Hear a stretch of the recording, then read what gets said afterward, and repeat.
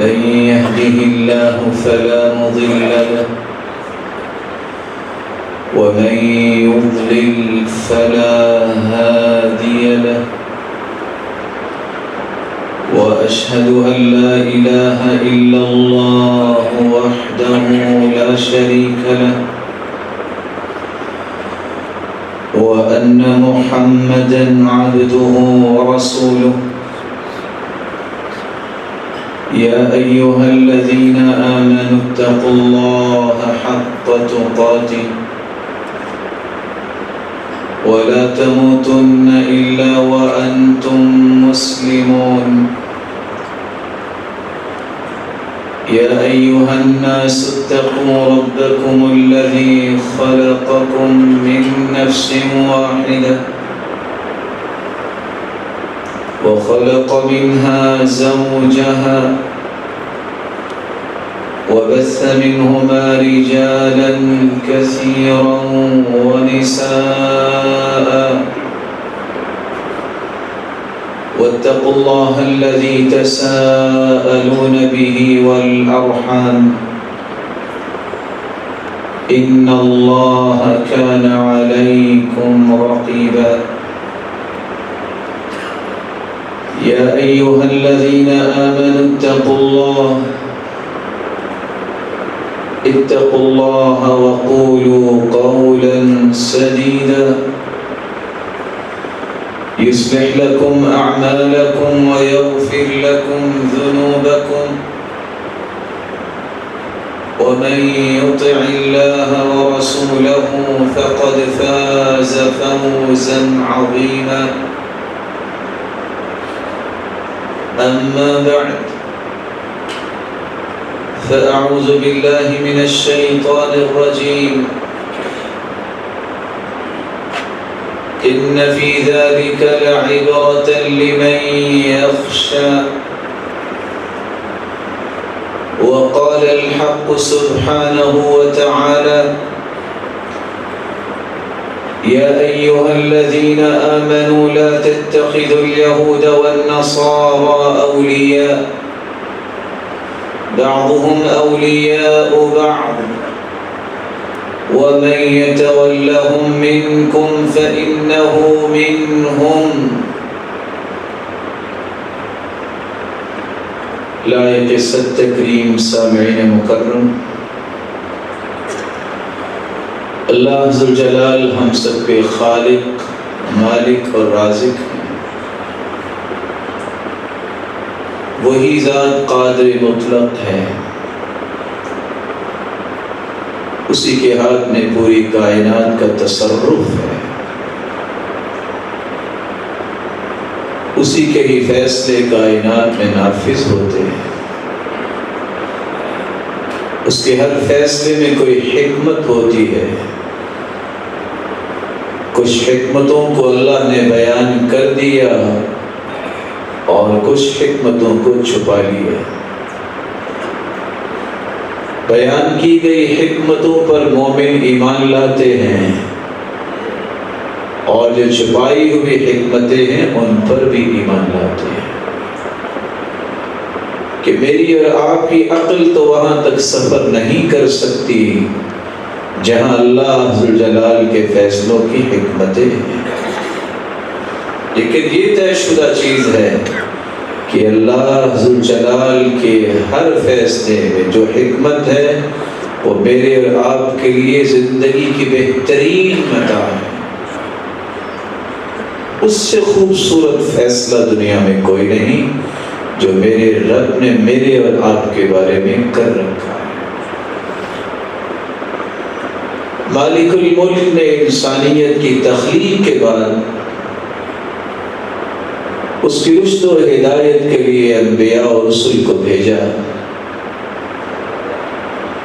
جنہوں نے انبیاء اور رسل کو اچھا رسپانس دیا۔ اللہ تعالیٰ نے انہیں اپنی جنتوں کے وعدے بھی دیے اور دنیا کے لیے انہیں آئیڈیل اور مثالی بھی بنایا۔ وہ انبیاء کے ساتھی، وہ حواری، وہ صحابہ جن کو کائنات کے لیے اللہ تعالیٰ نے رول ماڈل بنایا، لیکن جنہوں نے انبیاء اور رسل کی مخالفت کی، بلکہ انبیاء اور رسل کے راستے میں رکاوٹ بنے، بلکہ اس پر مستدل انبیاء اور رسل کو قتل کرنے کی پلاننگز کی اور قتل بھی کیا، اور انبیاء کے وارث ان کے ساتھیوں کو بھی قتل کیا، اللہ نے قیامت تک آنے والی انسانیت کے لیے انہیں عبرت بنا دیا۔ قرآن مجید اس کا موضوع انسان ہے، اس کے اندر اللہ تعالیٰ نے ایسے قصص اور واقعات رکھے ہیں جو ہر انسان کے لیے سبق ہے، عبرت ہے۔ اس لیے اللہ عز و جلال فرماتے ہیں فَاعْتَبِرُوا يَا أُولِي الْأَبْصَارِ، فَاعْتَبِرُوا يَا أُولِي الْأَلْبَابِ، عقل والو جن کو بصیرت سے نوازا گیا ہے تم عبرت لیا کرو۔ إِنَّ فِي ذَلِكَ لَعِبْرَةً لِمَن يَخْشَىٰ، ساتھ یہ بتا دیا عبرت لیتا وہ ہے جس کے اندر اللہ کا خوف ہوتا ہے، دوسرا شخص عبرت نہیں لیتا۔ ارشاد ربانی ہے ایمان کا دعویٰ کرنے والوں تم کافروں کے ساتھ جن میں یہودی اور عیسائی ہیں ان کے ساتھ دوستی کا تعلق قائم نہ کرو، یہ تمہارے دوست نہیں ہو سکتے۔ بعضهم اولیاء بعض، یہ ایک دوسرے کے دوست بنتے ہیں اپنے خاص مقاصد کے لیے، تمہارے دوست نہیں بن سکتے۔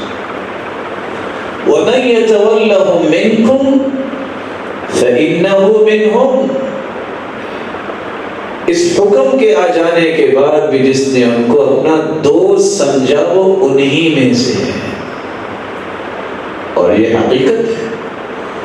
اللہ تعالیٰ نے ایک دوسری جگہ فرمایا ہے وَلَن تَرْضَىٰ عَنْكَ الْيَهُودُ وَلَا النَّصَارَىٰ حَتَّىٰ تَتَّبِعَ مِلَّتَهُمْ،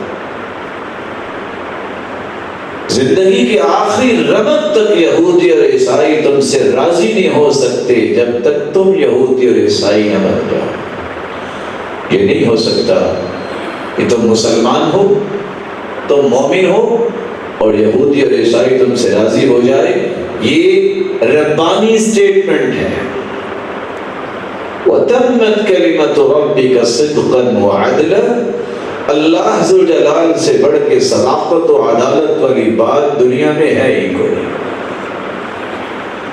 جس رب نے پیدا کیا ہے اس رب نے یہ فیصلہ سنایا ہے کہ جب تک تم یہودی اور عیسائی نہیں بن جاؤ گے، ان کی اتباع نہیں کر لو گے، وہ کبھی بھی تم سے راضی نہیں ہو سکتے۔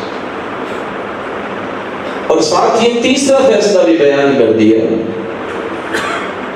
لَتَجِدَنَّ أَشَدَّ النَّاسِ عَدَاوَةً لِلَّذِينَ آمَنُوا الْيَهُودَ،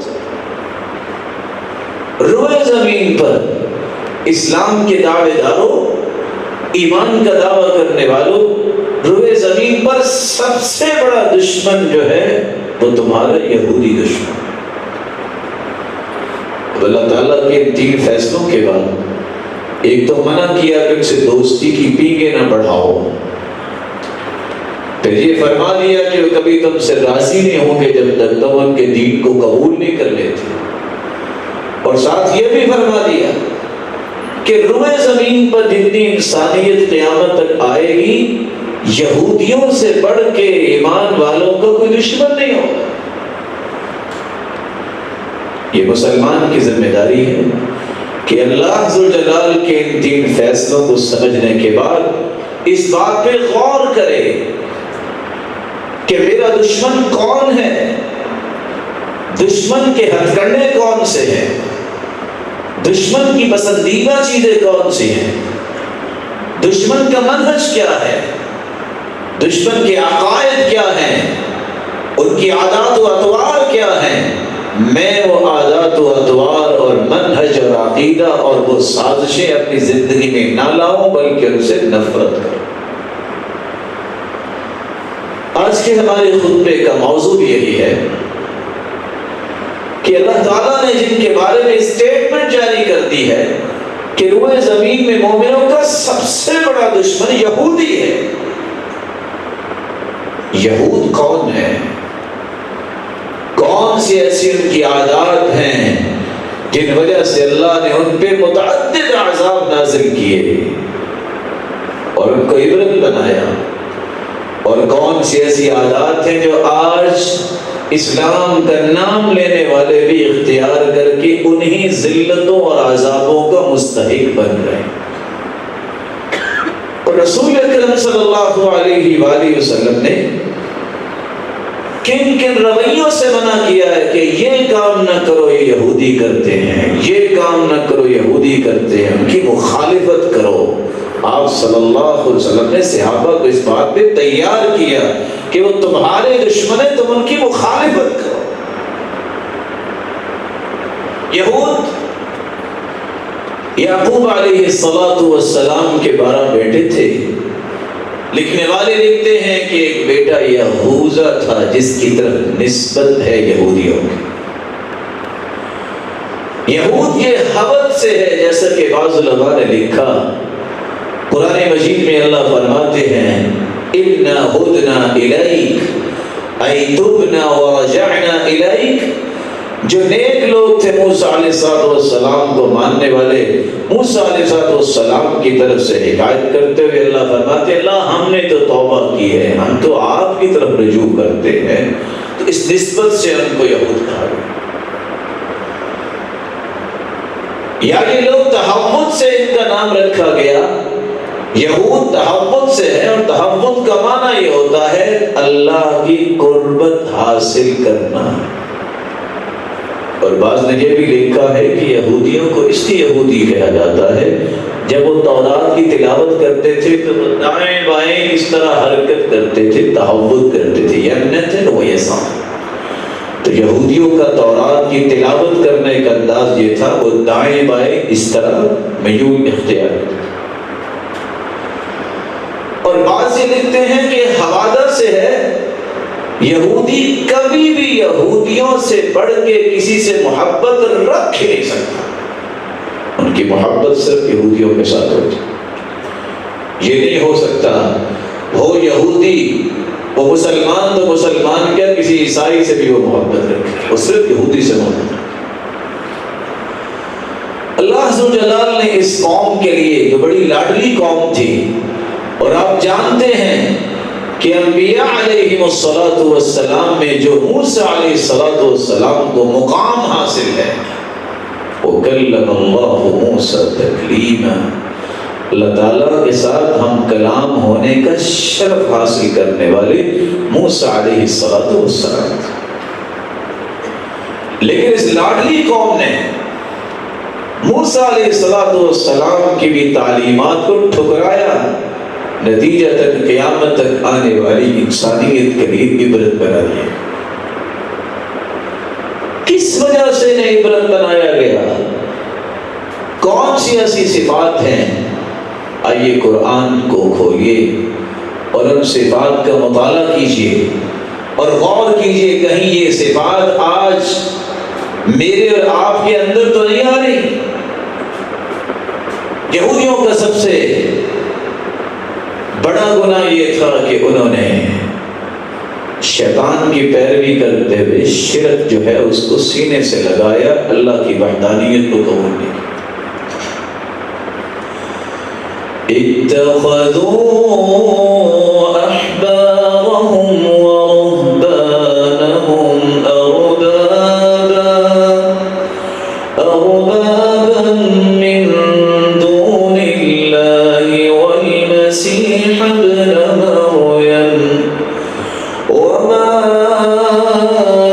امروا الا ليعبدوا الها واحدا سبحانه عما يشركون.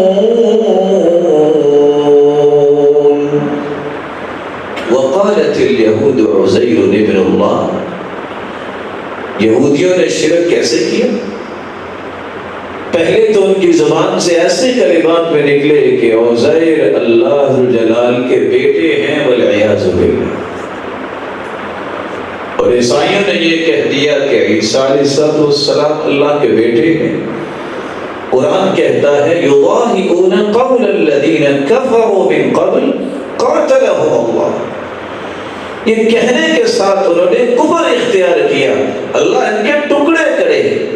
اللہ کا بھی کوئی بیٹا ہو سکتا ہے؟ ساتھ ہی اللہ جلال نے فرمایا انہوں نے اپنے بڑوں کو اپنا رب بنا لیا۔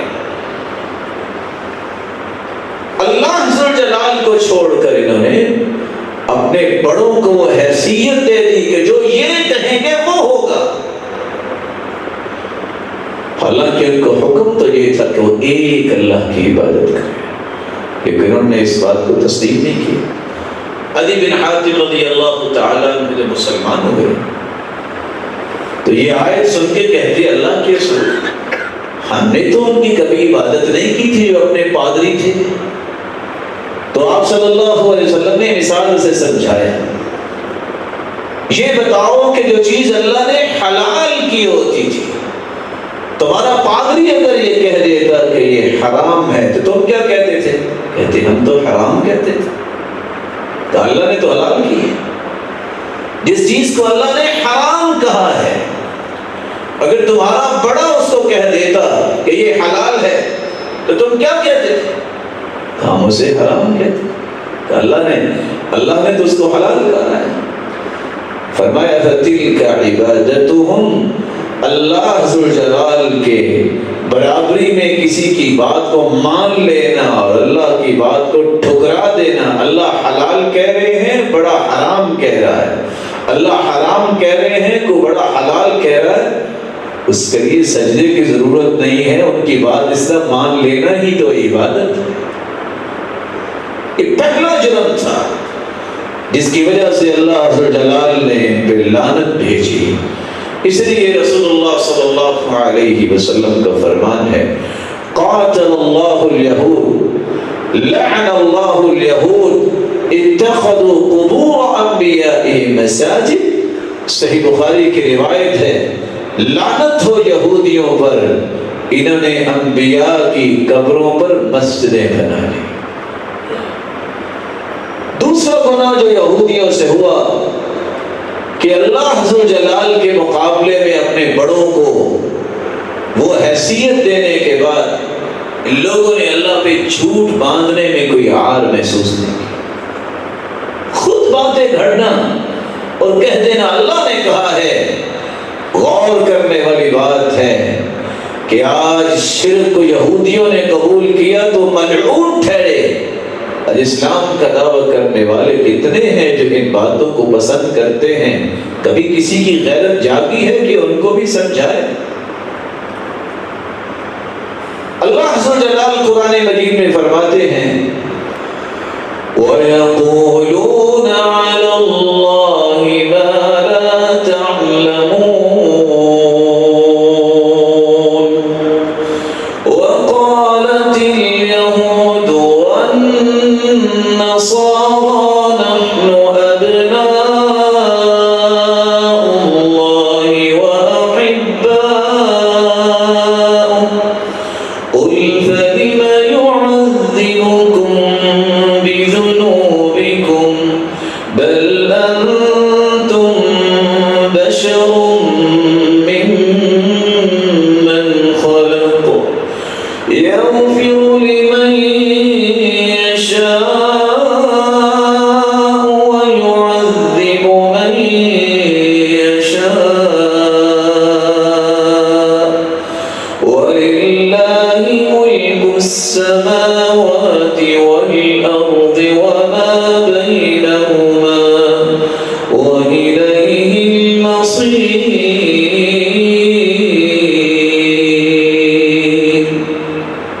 یہودیوں نے بھی کہا کہ ہم اللہ کے بیٹے ہیں، یہودی کہنے لگے ہم اللہ کے بیٹے ہیں، عیسائی بھی کہنے لگے ہم اللہ کے بیٹے ہیں، اللہ کے پیارے ہیں، ابناء اللہ و احبہ۔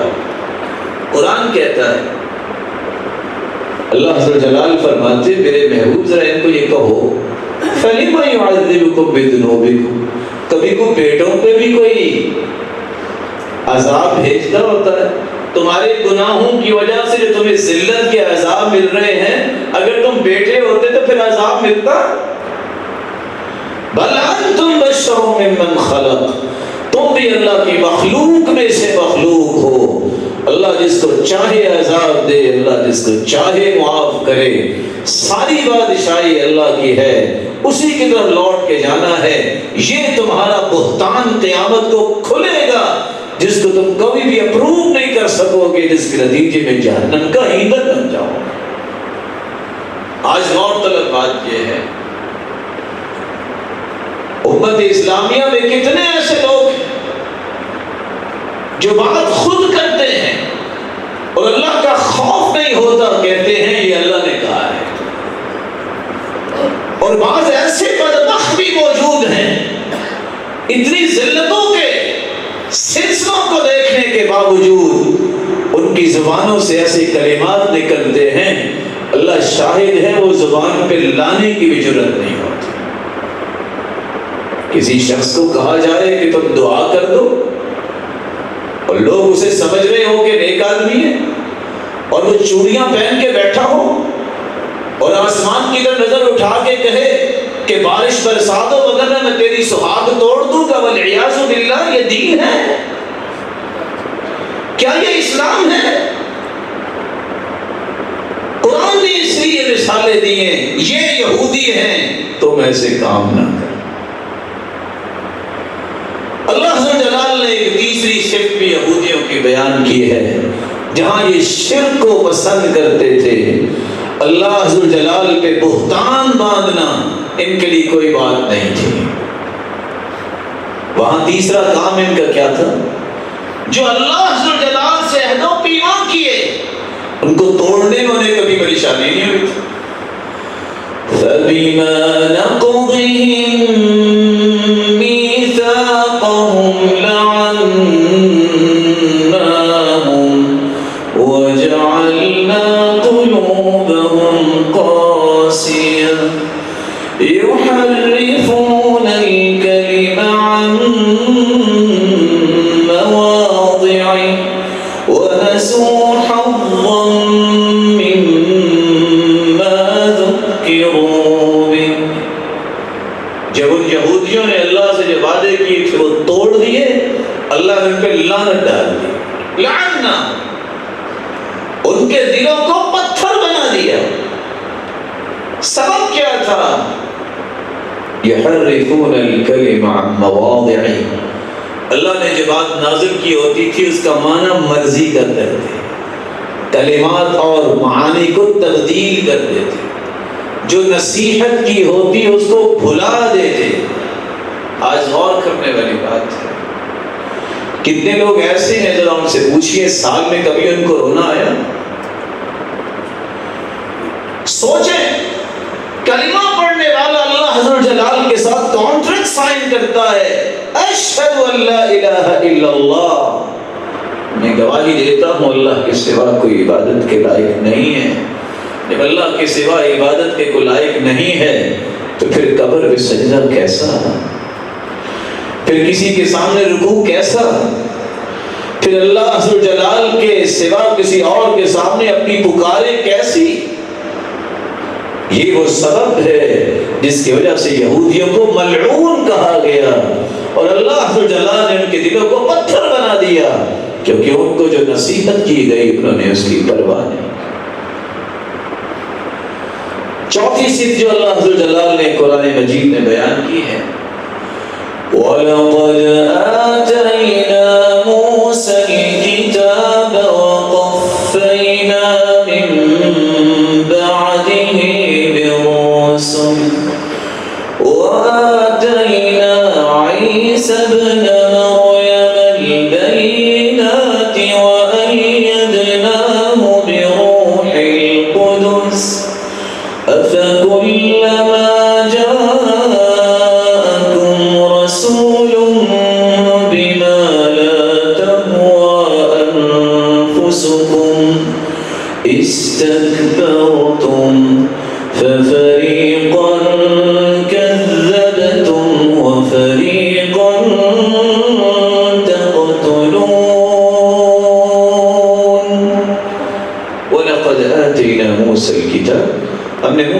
علیہ السلام کو تورات دی، وقفینا من بعدہ بالرسل، اور ان کے بعد بھی رسول بھیجے۔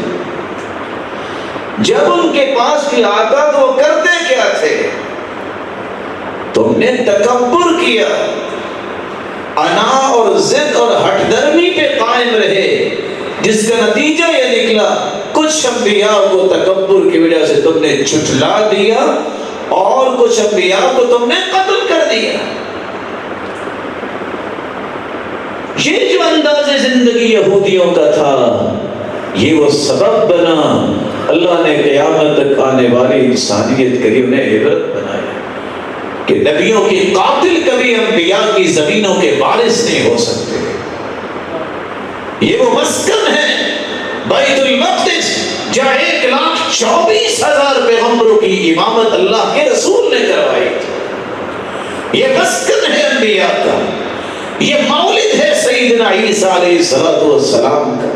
یا ابراہیم علیہ السلام بھی رہے، یعقوب علیہ السلام بھی رہے، یا اسحاق علیہ السلام بھی رہے، یا یوشع علیہ السلام بھی رہے، یا عیسیٰ علیہ السلام بھی پیدا ہوئے اور یہاں ہی آئیں گے۔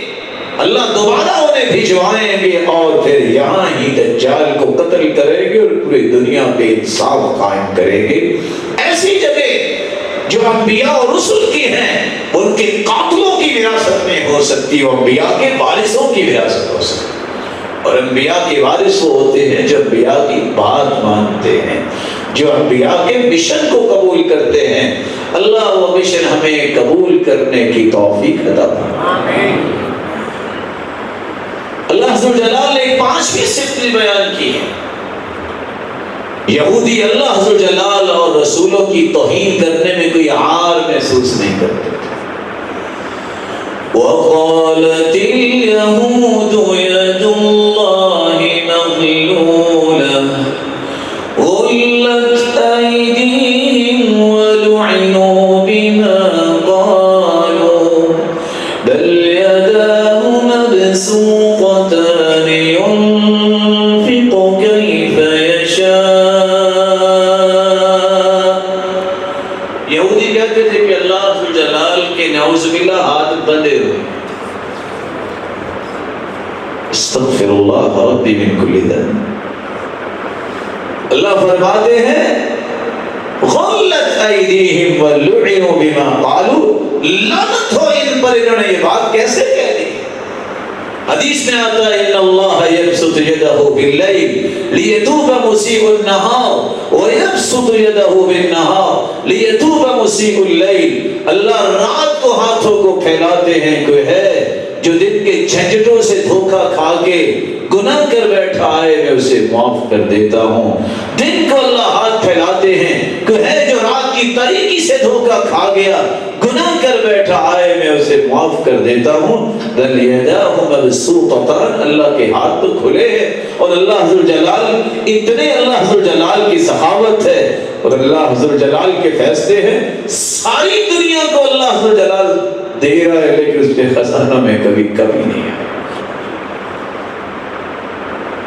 رسولوں کے ساتھ توہین کیا تھی؟ یہودی اللہ کے رسول صلی اللہ علیہ وسلم کے پاس سے گزرا، کہتا ہے السلام علیک۔ کیا کہتا ہے؟ السلام علیک۔ مطلب کیا ہے اس کا؟ نعوذ باللہ من ذالک، آپ پر موت ہو۔ آپ سمجھ گئے، آپ نے فرمایا وعلیک، تم پر موت ہو۔ ایک دوسری روایت میں آتا ہے سیدہ عائشہ رضی اللہ تعالی عنہ نے جب یہ سنا کہ یہودیوں نے کہا السلام علیکم، تم پر موت ہو، تو اللہ کے رسول نے فرمایا وعلیکم، تم پر ہی موت ہو۔ تو سیدہ عائشہ غصے میں آ کے کہتی ہے علیکم السلام واللعنہ وغضب علیکم، تم پر موت بھی ہو، لعنت بھی ہو، اللہ کا غضب بھی ہو۔ اللہ کے رسول فرماتے ہیں مہلا یا عائشہ، عائشہ رکو۔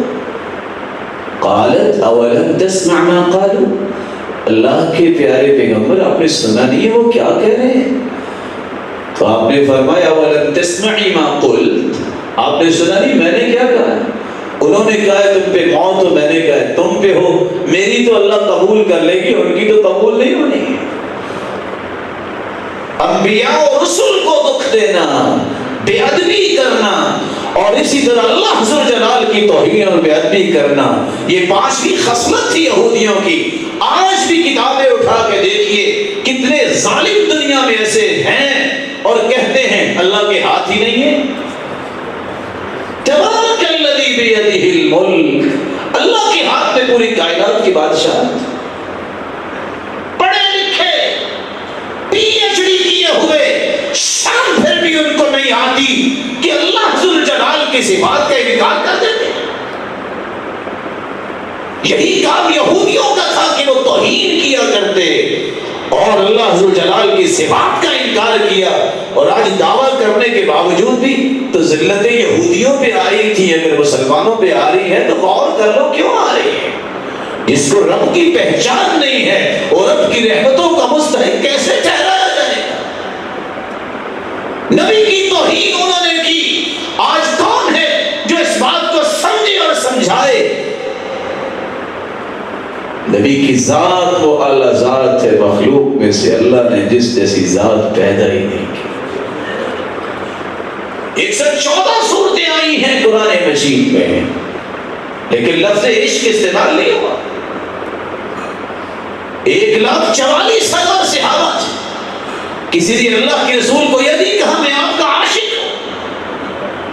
جملہ کتب حدیث بخاری سے لے کے ساری کھول کے بیٹھ جائے، آپ کو کسی صحیح حدیث میں لفظ نظر نہیں آئے گا۔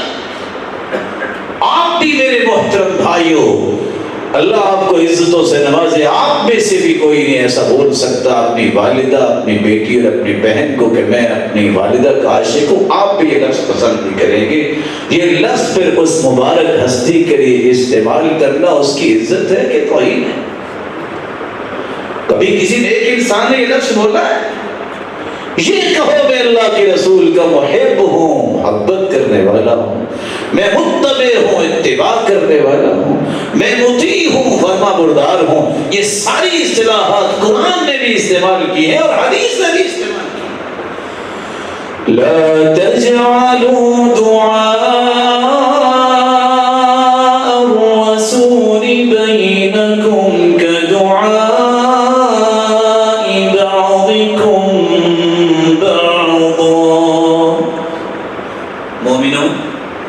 جو آپس میں تم ایک دوسرے کو القاب دیتے ہو، کو نام رکھتے ہو، اس ہستی کو ایسے نہیں بلانا، کیونکہ آدم سے لے کے قیامت تک ایسی ہستی نہ آئی ہے آج تک، نہ قیامت تک اللہ نے پیدا کر۔ اس ہستی کے ساتھ ادب ہے، وہ آداب کا خیال رکھو۔ اور دوسری جگہ کیا فرمائے؟ لا تقولوا راعنا وقولوا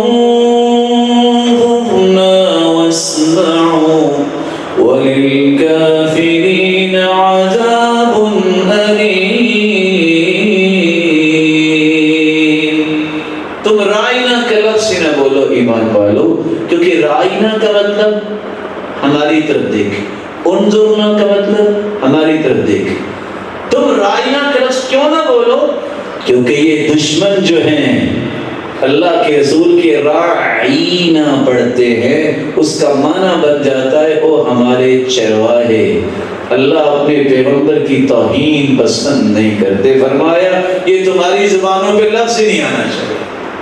اس کے مقابلے میں یہ لفظ بول لیا، جس پیغمبر کی حرمت کے بارے میں اللہ نے فیصلہ دے دیا، دروازہ ہی بند کر دیا اس لفظ کا جس سے محبوب کی حرمت میں فرق آتا ہے، آج مسلمان کو سمجھ نہیں آتا۔ اللہ عز و جلال ہم سب کو قرآن و حدیث کو سمجھنے کی توفیق عطا فرمائے۔ ایک 7ویں خصلت، 6ٹھی خصلت بھی ہے جو یہودیوں کے قرآن نے بیان کی ہے۔ فَبِمَا نَقْضِهِم مِّيثَاقَهُمْ وَكُفْرِهِم بِآيَاتِ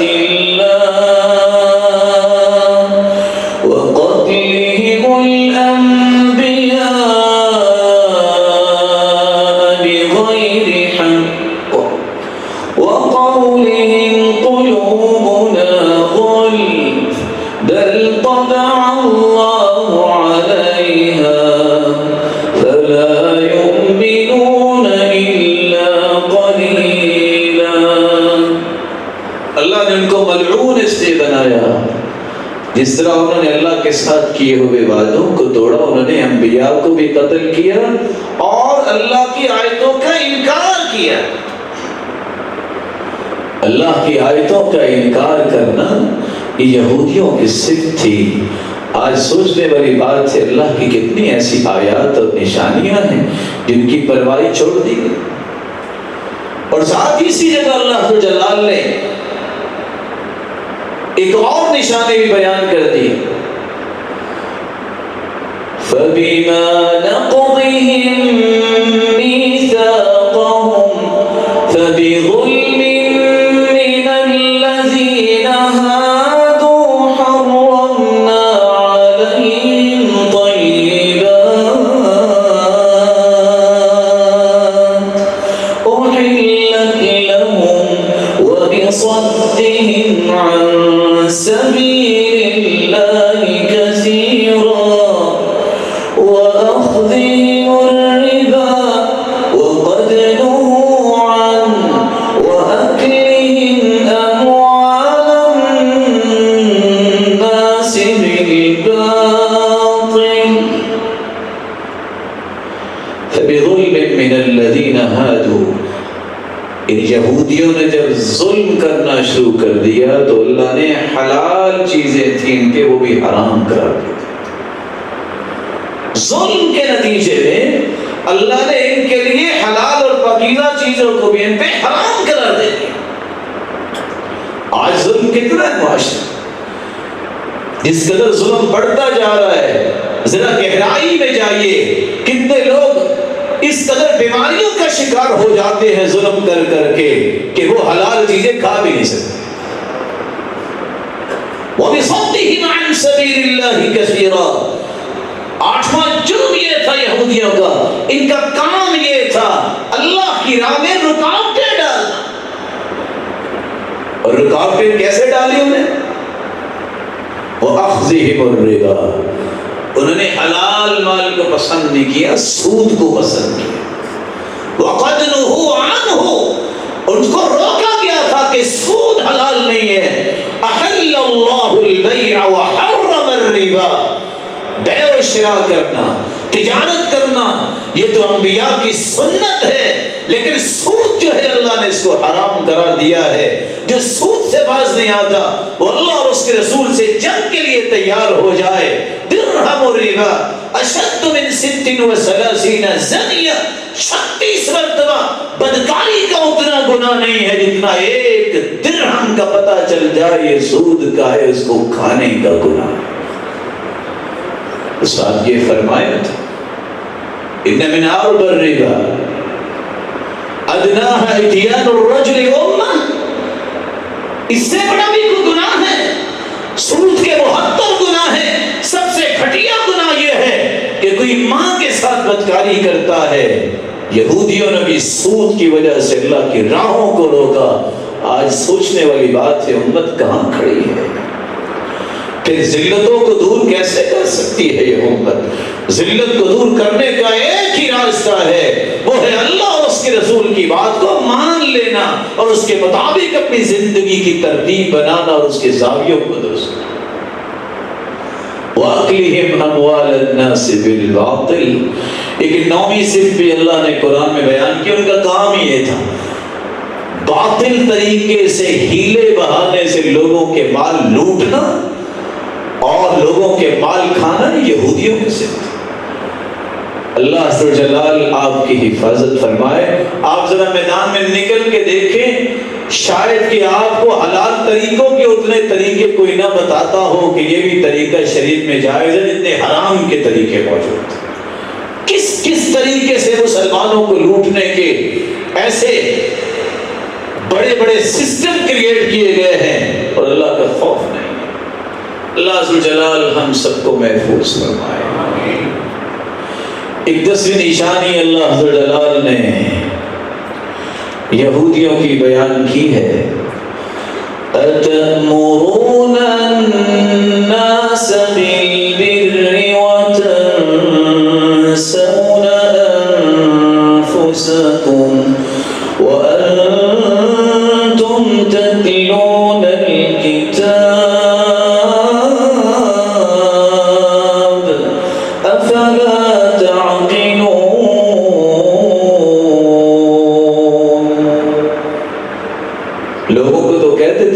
کام کرو لیکن خود کام نہیں کرتے، تو ان کی قول و کردار میں فرق تھا۔ اللہ عز جلال میرے اور آپ کے گناہوں کو معاف فرمائے۔ آج میں بھی سوچوں اور آپ بھی سوچیں کہ آج یہ صرف دنیا میں کہاں کہاں پائی جا رہی ہے۔ کیسا مسلمان ہے جو کہتا تو ہے کہ یہودیوں کے ساتھ یہ اور وہ کر دو اور کام وہی کرتا ہے؟ کس بات کا لوگوں کو کہتا ہے کہ فلان کرے اور فلان کرے، یہ اس کی ذمہ داری ہے، میری اور آپ کی ذمہ داری کوئی نہیں ہے؟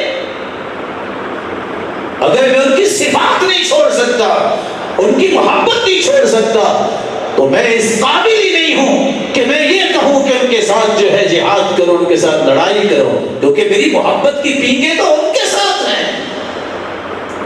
اللہ عز و جلال نے قرآن مجید میں اس لیے ان باتوں کا بھی تذکرہ کیا۔ صفات تو بہت ساری ہیں، میں اختصار سے کام لینا چاہتا ہوں۔ اللہ عز و جلال نے اس کا نتیجہ کیا نکالا؟ سب سے پہلا نتیجہ یہ نکلا، ضربت علیہم الذلۃ والمسکنۃ وباءوا بغضب من اللہ نے ان پہ ذلت اور رسوائی یہ ڈال دی، جہاں بھی ہوں گے یہ ذلیل رہے گے، یہ اللہ کا فیصلہ ہے۔ اور آج دیکھیں وہی باتیں یہودیوں میں شروع ہوگی نا کہ آج تم کر تو رہے ظلم کر رہے، ایک وقت آنے والا ہے بکھر جاؤ، یہاں اکٹھے نہ ہو، سارے کے سارے مار دیے جاؤ گے۔ جو پڑھے لکھے یہودی ہیں وہ جانتے ہیں ایک وقت آنے والا ہے، پتھر بھی بولے گا، درخت بھی بولے گا، یا مسلم تعال وراء الیہودی فاقتلہ، آؤ میرے پیچھے یہودی چھپا ہوا ہے، اس کو قتل کرو، وقت آنے والا ہے۔ اور اللہ کے وعدے اس کے رسول کی زبان پہ سچے ہیں جو اللہ کے رسول نے فرما دیے۔ اللہ تعالیٰ نے دوسرا عذاب ان کو کیا دیا؟ اللہ تعالیٰ نے ان کو ہمیشہ ہمیشہ کے لیے ملعون قرار دے دیا۔ بل لعنہم اللہ بکفرہم، ان کے کفر کی وجہ سے اللہ نے انہیں ملعون قرار دیا۔ لعنت کا معنی یہ ہوتا ہے الطرد من رحمت اللہ، یہ اللہ کی رحمت سے محروم کر دیے گئے ہیں، ان پہ اللہ کی طرف سے پھٹکار پڑ گئی، دھتکارے گئے ہیں اللہ کی رحمت سے۔ اور تیسرا اللہ عز و جلال نے ان کے لیے بہت ساری نعمتوں سے ان کو محروم کر دیا۔ اور چوتھا عذاب اللہ عز و جلال محفوظ فرمائے، وَلَقَدْ عَلِمْتُمُ الَّذِينَ اعْتَدَوْا مِنْكُمْ فِي السَّبْتِ فَقُلْنَا لَهُمْ كُونُوا قِرَدَةً خَاسِئِينَ فَجَعَلْنَاهَا نَكَالًا لِمَا بَيْنَ يَدَيْهَا۔ اللہ عز و جلال نے ان کی ان کارستانیوں کی وجہ سے ان کی شکلیں بدل دی، کسی کو بندر بنا دیا، کسی کو خنزیر بنا دیا۔ رسول اکرم صلی اللہ علیہ وآلہ وسلم نے بھی فرمایا تھا ایک وقت آئے گا قوم کے اوپر جب گناہ عام ہو جائیں گے، شرابیں عام ہو جائیں گی اور بے حیائی عام ہو جائے گی، اللہ عز و جلال ایسے لوگوں کو بندر و خنزیر بنا دے۔ لکھنے والے لکھتے ہیں بندر اور خنزیر ابھی تک بنے نہیں ہیں، لیکن عادتیں بندر اور خنزیروں کی آ گئی، اور وہ عادت کیا ہے؟ بے حیائی عام ہوگی۔ اور اللہ عز و جلال معاف فرمائے، اللہ کے رسول نے منع کیا تھا یہودیوں کی مخالفت کرو، ان کے پیچھے نہ لگنا۔ نتیجہ آج دیکھ لے، میں بڑے ادب سے کہنا چاہوں گا، شکلیں تو اپنی بگاڑ لی یہودیوں کے پیچھے لگ کے، اللہ کے رسول کی شکل کو پسند نہ رہی، جس جیسا اللہ نے پیدا ہی نہیں کیا۔ اللہ عز و جلال کی طرف سے یہ عذاب کہ ان کی شکلیں جو ہیں بندروں اور خنزیروں کی بنا دی، یہ ان یہودیوں کی کارستانیوں کا نتیجہ تھا۔ اللہ تعالیٰ نے ایک عذاب اور بھی ان پہ بھیجا، آپ نے بھی دیکھا ہوگا، یہ چھوٹے چھوٹے بچے پتھر اٹھاتے ہیں اور ان کے پاس گنیں بھی ہوتی ہیں، خوف کھاتے ہیں، ومن أظلم ممن منع مساجد الله أن يذكر فيها اسمه وسعى في خرابها أولئك ما كان لهم أن يدخلوها إلا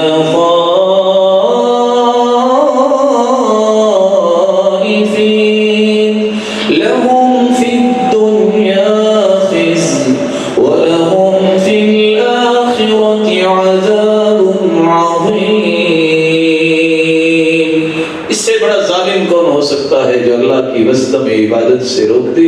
اللہ نے ان کے لیے دنیا میں بھی ذلت رکھی ہے اور آخرت میں بھی دردناک عذاب رکھا ہے، بڑا عذاب رکھا ہے. اللہ ذو الجلال مظلوم مسلمانوں کی مدد فرمائے اور یہودیوں کی خسرتوں سے ہمیں محفوظ فرمائے اور ہمیں سنت کے مطابق زندگی گزارنے کی توفیق دے. وآخر دعوانا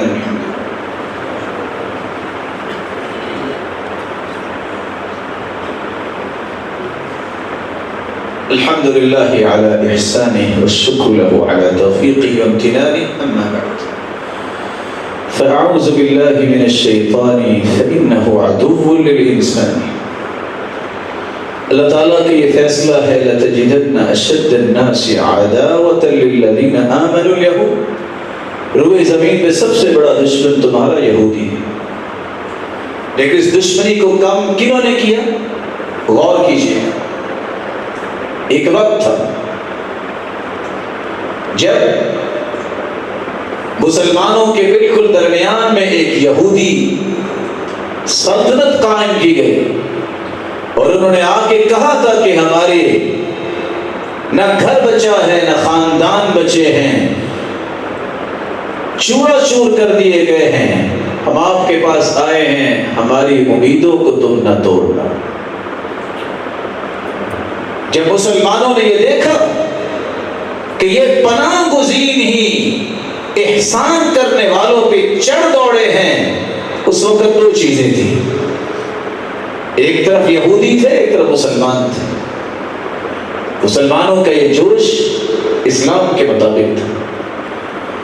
پھر بکنے والے لوگ درمیان میں داخل ہوئے اور کہنے لگے یہ مسلمانوں کا مسئلہ نہیں ہے، یہ مسئلہ تو عرب کا ہے. کتنی اسلامی ریاستیں پیچھے ہٹ گئی. پھر ایک تیسری بار نقب زنی ہوئی. ایسے لوگ بھی اٹھے جنہوں نے ذہن سازی کی اور کہا یہ عرب کا مسئلہ بھی نہیں ہے، یہ مشرق وسطیٰ کا مسئلہ ہے. نتیجتاً وہ عرب ریاستیں بھی پیچھے ہٹ گئی جو مشرق وسطیٰ میں نہیں آتی. پھر ایک چوتھا قدم اٹھا، لیکن یاد رکھنا اٹھایا کس نے؟ ان بکنے والے لوگوں نے اٹھایا کہ یہ نہ تو اسلام کا مسئلہ ہے، نہ مسلمانوں کا ہے، نہ عرب کا ہے، اور نہ ہی یہ مشرق وسطیٰ ہے، یہ فلسطین کا مسئلہ ہے. ہر ایک کے اپنے مسائل. پھر پانچواں خنجر گھونپا گیا ان مظلوم مسلمانوں پر. کافر ادھر سے مارتا ہے اور مسلمانوں کی غیرت مر چکی ہے اور کہتے ہیں یہ فلسطین کا بھی مسئلہ نہیں ہے، یہ تو مسئلہ ہے جو آزادی چاہتے ہیں. وہ ہر ملک میں آزادی کی تحریکیں چلتی ہیں. یہ وہ دھوکے ہیں 5 مسلمانوں کو دیے گئے. یاد رکھنا، نہ یہ کسی تحریک کا مسئلہ ہے، نہ یہ فلسطین کا مسئلہ ہے، نہ یہ عرب اور مشرق وسطیٰ کا مسئلہ ہے. یہ ہر مسلمان کے ایمان کا مسئلہ ہے. یہ بیت المقدس کا مسئلہ ہے. جب تک یہ بات سمجھ میں نہیں آئے گی کسی کی غیرت زندہ نہیں ہوگی. اس لیے میں یہ کہنا چاہوں گا، صفات آپ نے سن لی، اللہ نے عبرت ان کو بنا دیا. ایک بات یاد رکھنا، ایک وقت آئے گا واللہ لنخرجنہم، اللہ کی قسم مسلمان ہم ایک نہ ایک دن کو نکالیں گے ضرور، عاجلاً او آجلاً. بہت جلدی یا کچھ دیر کے بعد، وہ وقت اللہ جانتا ہے. کیوں؟ اللہ ذوالجلال کے بھی وعدے سچے ہیں اور اس کے پیغمبر کی باتیں بھی سچی ہیں.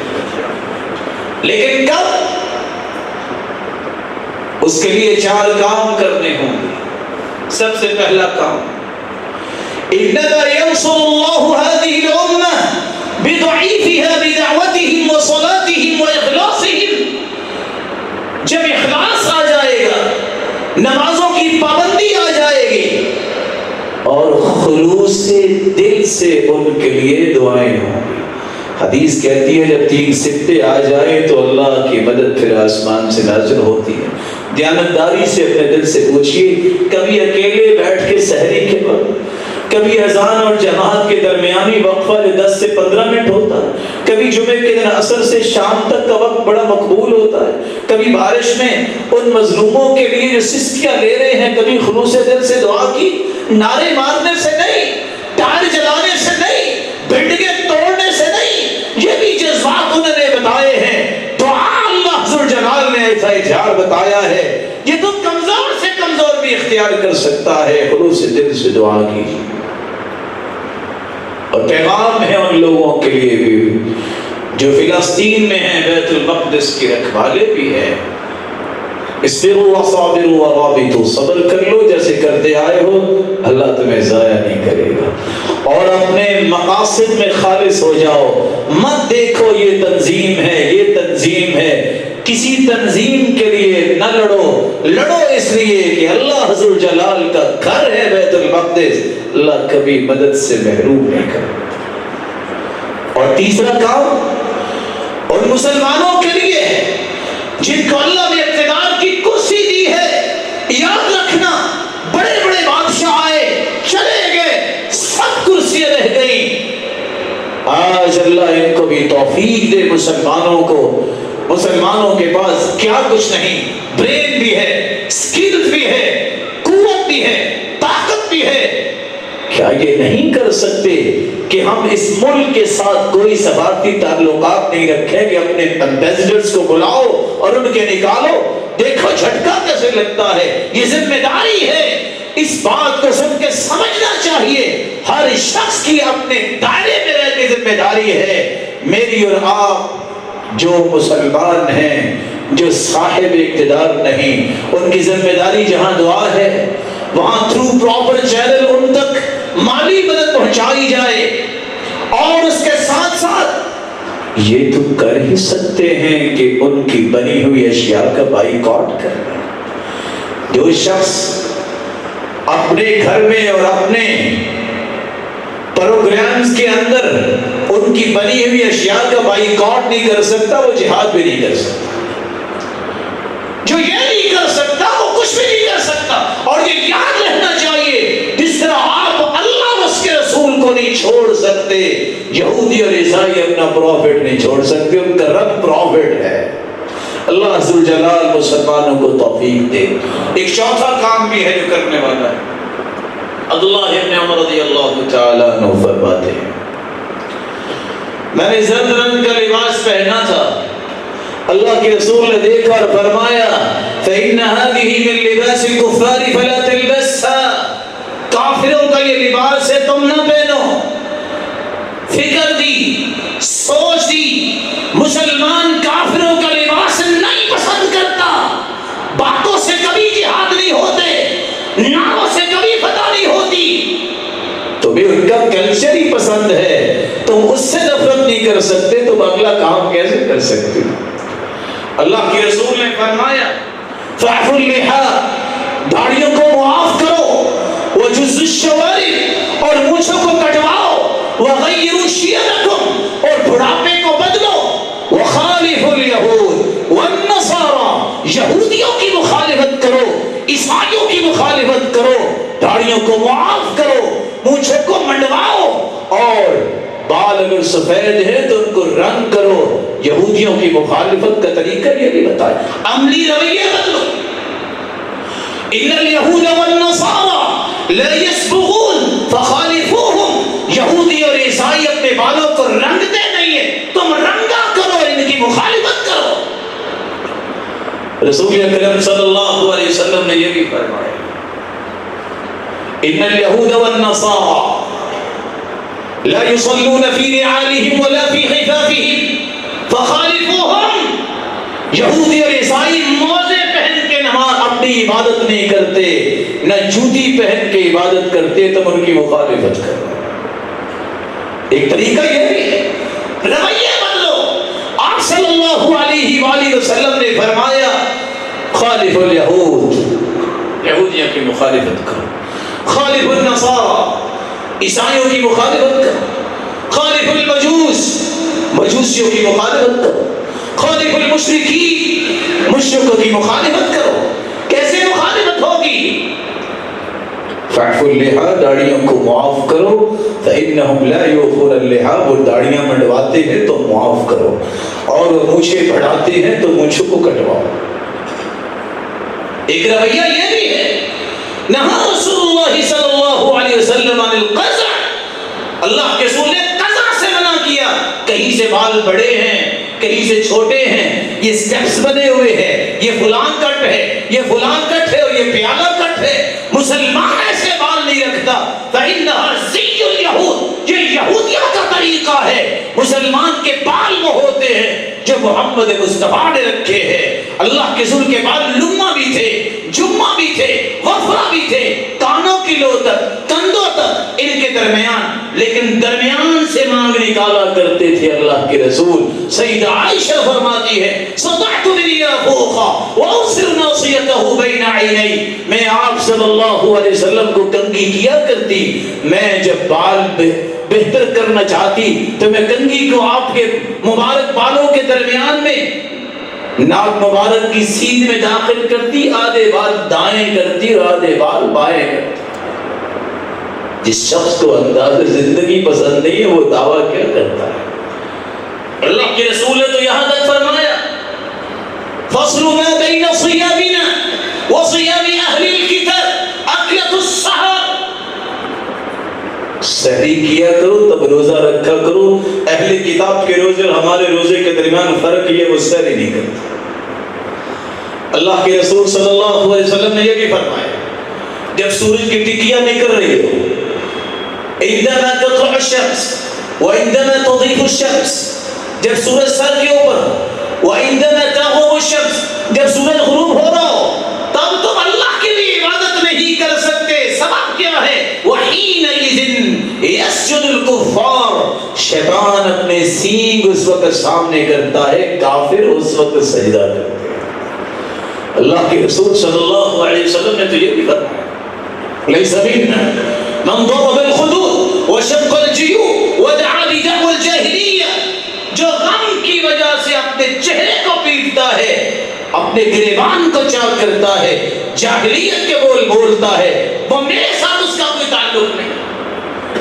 اللہ کے رسول صلی اللہ علیہ وسلم نے تو یہ بھی فرمایا سلام کہو جیسے تمہیں سکھایا گیا ہے، فإن تسلیم اليہود الاشارۃ بالاصابع، یہودی انگلیوں سے سلام کرتا ہے، وإن تسلیم النصارى الاشارۃ بالاکف، ہتھیلیوں کے ساتھ عیسائی سلام کرتا ہے۔ تم کہا کرو السلام علیکم ورحمۃ اللہ وبرکاتہ۔ تمہیں کلچر مسلمانوں کے اختیار کرنا ہوگا، یہ بھی ایک پاور ہے۔ ایک وقت تھا جب سیدہ عائشہ رضی اللہ تعالیٰ عنہ کے بعد زبانیں لوگ کھولتے تھے، مسلمانوں نے طے کر لیا آپ کو بیٹی پیدا ہوگی تو اس کا نام عائشہ ہی رکھیں گے، سمجھ آ جائے کہ سیدہ عائشہ مومنوں کی ماں سے مسلمانوں کو محبت کیسی ہے۔ یہ وہ ہستی ہے جس کی پاکیزگی اور طہارت پہ اللہ نے قرآن اتارا ہے، جب تک اس کی پاکیزگی اور طہارت کی تلاوت نہیں ہوتی کو حافظ قرآن ہی نہیں بنتا۔ یہ بھی طریقہ ہے۔ شیخ البانی رحمۃ اللہ علیہ حدیث لائے، بنی اسرائیل کے اندر ایک عورت تھی، كانت امرأة قصيرة من بني اسرائیل تمشي بين امرأتين طويلتين، چھوٹے قد کی عورت دو بڑی قد کی عورتوں کے درمیان چلتی، فلم يعرفوها، لوگ اسے پہچانتے نہیں تھے، فأخذت رجلين من خشب، اس نے پھر لکڑی کی جوتی بنوائی، اس کے برابر ہو گئی، فأخذت خاتما من فضة، ایک انگوٹھی چاندی کی بنوائی، فعشته مسکا فغلفته بطین، مٹی کا لیپ کیا اور کستوری ڈالی، بازار میں چلتی تھی اور پاؤں زمین پہ مارتی تھی اور خوشبو کو بھی حرکت دیتی تھی، فسموها فتنہ، بنی اسرائیل نے اس عورت کا نام فتنہ رکھا تھا۔ قرآن کہتا ہے وَلَا يَضْرِبْنَ بِأَرْجُلِهِنَّ لِيَعْلَمَ مَا يُخْفِينَ مِنْ زِينَتِهِنَّ، عورت کے لیے جائز نہیں ہے اگر اس نے پازیبیں پہنی ہیں وہ زمین پہ اپنا پاؤں مارے تاکہ مردوں تک آواز نہ جائے۔ اور آج اتنی لمبی ہیل والی جوتی پہننا جس کے بارے میں شیخ البانی لکھتے ہیں فَإِنَّهَا زِيُّ الْفَاسِقَاتِ، یہ فاسق عورتوں کی نشانی ہے، اور یہ طریقہ اس وقت بنی اسرائیل نے نکالا۔ رویہ بدلو، چینج اس طرح آئے گی۔ مجھے سب سے زیادہ محبت ہونی چاہیے محمد مصطفیٰ کی اداؤں سے ہونی چاہیے۔ اللہ عز و جلال ہم سب کو اس بات کی توفیق سے نوازے۔ رسول اللہ صلی اللہ علیہ وسلم نے جب صحابہ کو حکم دیا کہ نماز فرض ہوگی، نماز پڑھنی ہے، مشورہ ہو رہا ہے کیا کریں، ایک نے مشورہ دیا کہ آگ جلا دیں، کہاں مجوسی یہ کام کرتے میں یہ نہیں کروں گا۔ دوسرے نے مشورہ دیا ہم بگل بجائیں، کہا یہ یہودی کرتے ہیں یہ میں کام نہیں کروں گا۔ تیسرے نے کہا گھڑیال بجا دے، کہا میں یہ کام نہیں کروں گا یہ عیسائی کرتے ہیں۔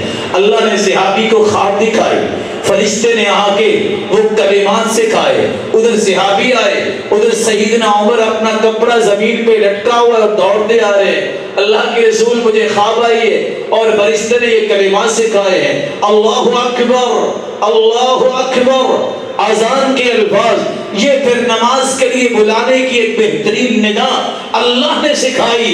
آپ نے پہلے تینوں باتوں کا انکار کیوں کیا؟ میں یہودیوں کا کام نہیں کروں گا، عیسائیوں کا کام نہیں کروں گا، مجوسیوں کا کام نہیں کروں گا۔ کبھی میں اور آپ بھی سوچ لیں میری اور آپ کی زندگی میں کتنے رویے ہیں جن سے میں نفرت کرتا ہوں، جو اس وقت مسلمانوں کے عزتوں کے قاتل بنے بیٹھے ہیں۔ میری زندگی میں رویہ کتنے ہیں؟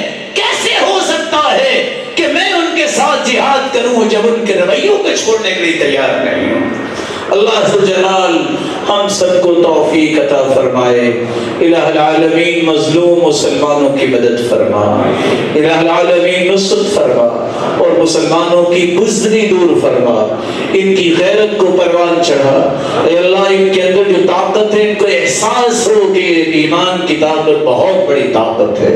اللہ عز و جلال ان مظلوموں کی مدد فرما اور بیت المقدس کو آزاد فرما، اور ہر اس رویے سے بچا جو یہودیوں کا رویہ ہے، ہر اس رویے کی محبت عطا فرما جو محمد مصطفیٰ کا رویہ اور عادات تھی۔ وآخر دعوانا